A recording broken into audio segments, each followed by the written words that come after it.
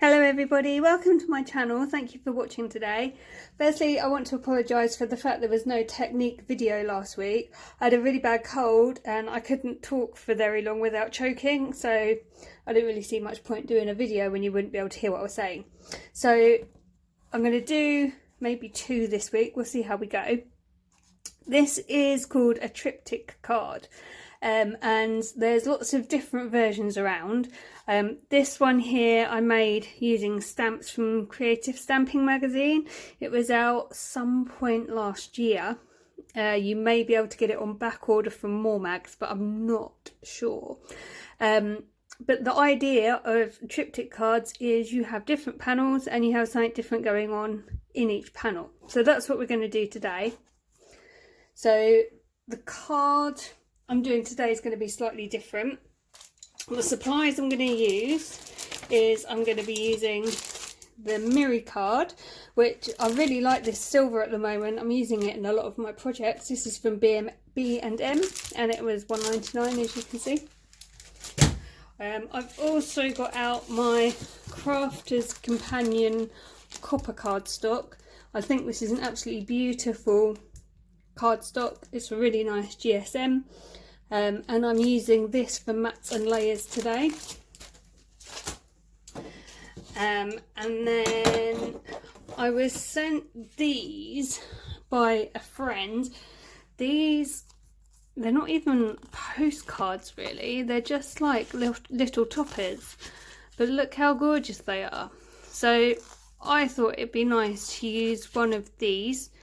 So the one I'm using is one with rabbits on, but look how gorgeous these are. And you know, these look autumnal to me and we're in autumn, so I figured it was a good match. There's poppies here, we're coming up to Armistice Day, so you know, these just jumped out at me. This is the one I've actually decided to use today, but look how cute these are. But you could use anything as long as you can cut it into 3 panels and have something different in each panel. You'll be well away. I'm also using a 5x7 card base, and then I'm using this stamp set here, and I'm using this Happy Birthday. This again, this came with a magazine last year. Can't remember off the top of my head which one it was, but it's a really nice little stamp set, and that Happy Birthday is going to work really well on the card. So let's get into it. I have pre-prepped this as much as I could just to make the video that little bit quicker for you. So we'll do the measurements first. This is the card base I'm going to be using. This is 5x7 and we're going to use it with the 7-inch side at the top.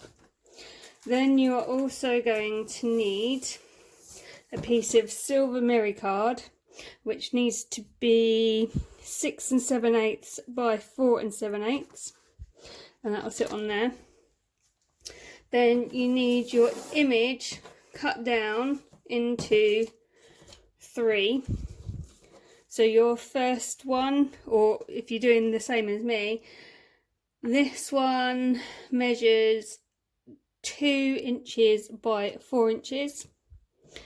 This one measures 1 3/4 by 4, and then this one again is 2 by 4 inches. And then you need to make matching mat layers. So my mat layers, this one is 2 1/4 by 1 1/4, and that will sit on top. Then I have 2 by 4 1/4 and 2 1/4 by 4 1/4, so they'll sit on. And then I have stamped the Happy Birthday sentiment already. This measures half here by 2, and the matte layer for that is 2 1/4 by 3/4. So yeah, so let's put it all together really quick and you'll see how it comes out. So I'm just going to grab some wet glue really quick. So this is a nice, quick, easy card to make. This one will be a really good man card, so I'm not going to add loads of embellishments to it. But it's a really fun card to do. Doesn't take long. And they look really nice, so it's good for if you're starting out, because it's just mats and layers really. But if you want to try stamping, you can do. I've seen some of my friends have done stamped images and ink blending and stuff, and it looks really good, so there's lots you can do with it. So we're going to put the Miri card on the card base, leaving about maybe a 1/4 inch border all the way around, so you can still see the card base underneath, but you have a nice even border. So that's nicely stuck. Now we need to stick the pictures onto the mats, and again you want to leave about a 1/4 inch around, so you've got a nice border. And I think the Crafter's Companion Centura Pearl Copper really complements this picture. I think the colours work really nicely together. I think because I knew I was going to do a card based on for men, because men cards can be quite tricky, so I didn't want anything really blingy, and I think copper is quite a good colour for a male card. And it gave me a chance to play with my Crafter's Companion cardstock. There's no point in buying craft materials and then not using them. However, as I think I probably said before, I think buying craft materials and using them are actually two separate hobbies. Okay, so they're all stuck on the mats now. So now we're going to put those on the card. So we're just going to glue, and we're going to leave a little bit of a border all the way around on the actual card. So you don't want to go up to the edges, we just want to leave a small border. Again, it's about a 1/4 inch, give or take. Just push that down, and I really don't want to get my fingerprints all over the Miri card, if I can help it. Right, now as long as the top and bottom of my Centura cardstock mats now match up, these should be nice and even. Now you've done the first one. I'm going to leave a little gap in between, so again about a 1/4 inch, like this, so that looks nice and straight. Now we're just going to do the last one.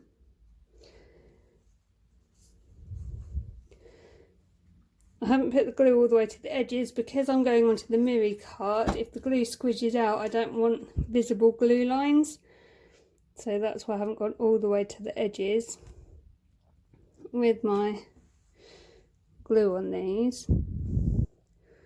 Just see if I can move this over a little bit.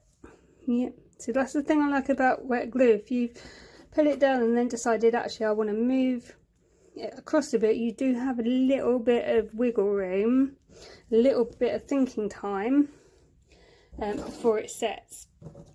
Okay, now all we have to do is glue the sentiment onto its matted layer. And again, we're going to leave a little border all the way around. So it's about a 1/4 inch again.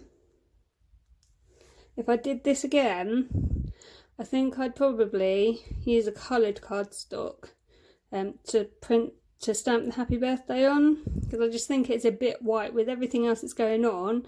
That's just a little bit too white for me. But for now, it's absolutely fine. Right, I'm going to use my first edition die release tool just to try and get these release papers off the back using the sharp end. There goes one. These are either, I think they're about 1/4 of an inch or something, these little foam pads.